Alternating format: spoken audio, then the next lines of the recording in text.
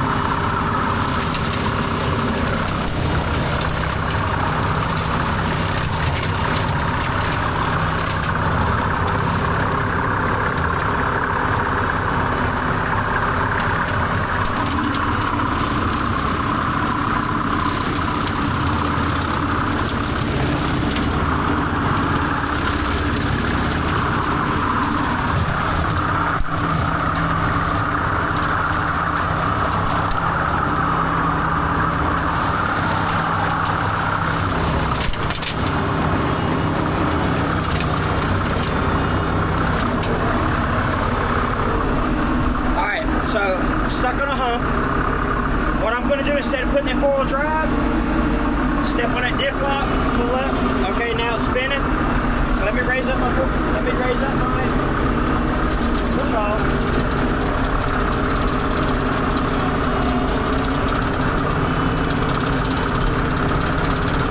All right, let me try 4-wheel drive now.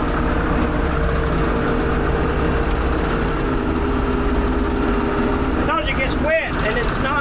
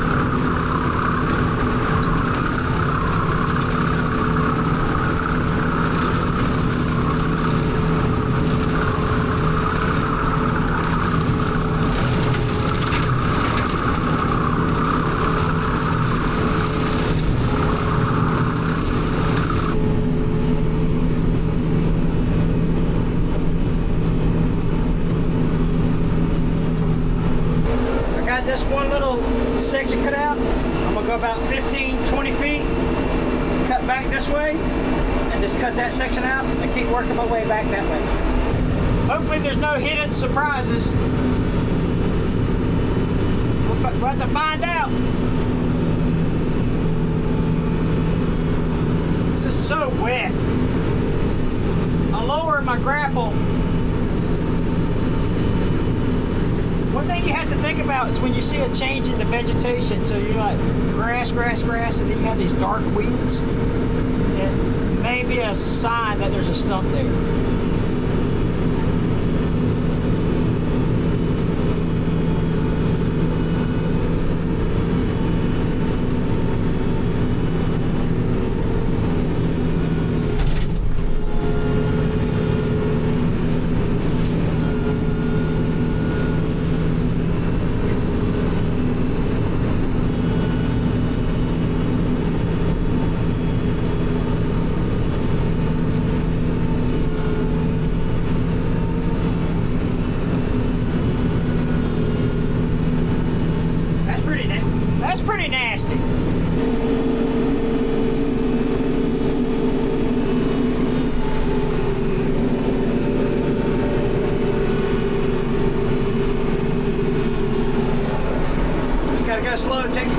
just saw a stump right there. Check that out.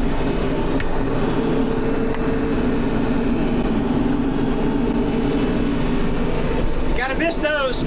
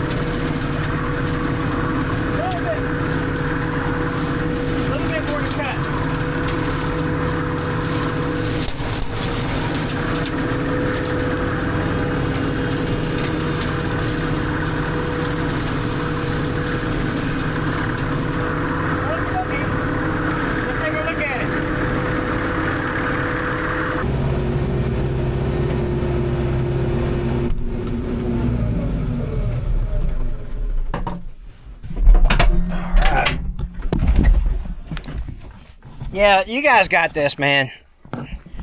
You just come out here and or you just go to your property and do a smooth, easy, slow job. I mean, we started right there, and we cut this up to the tree line and back down in there. Let's take a look at it from God's eye view and see what it looks like. Stumps, stump, stump, stump. But this is a good thing because I can bring the stump grinder down here now, and I can get these big stumps out of the way now that I can see them better, and not have to, next time when I come out here, I can go over them pretty good. But it just don't show up on camera. This used to be pines, all this used to be pines, so that's hence the big pine stumps.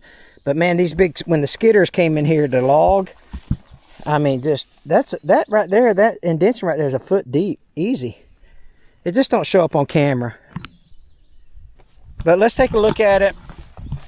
Let's see here. Here's another big hole.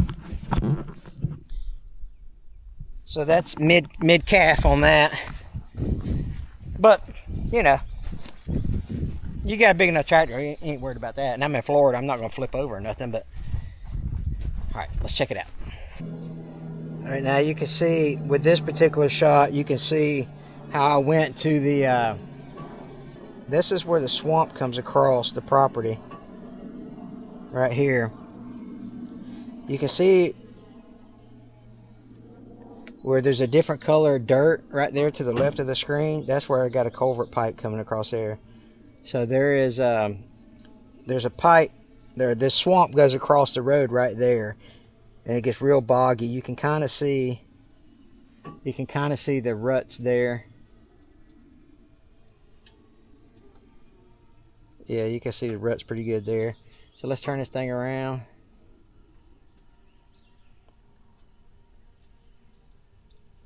And let's just go this way.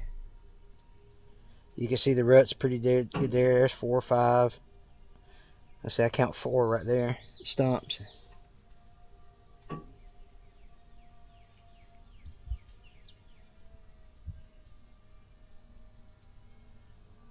Yeah, look how ruddy that is. I can tell.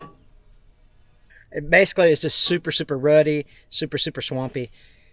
And this is a really difficult place to when you're mowing an overgrown field like this. It's a really difficult thing, especially when all the soft dirt is there, all the hidden stumps are there. So it presents quite the challenge, but you can get through it. You know, it's no big deal. Hey, listen, I appreciate you guys watching. Take care. God bless you guys.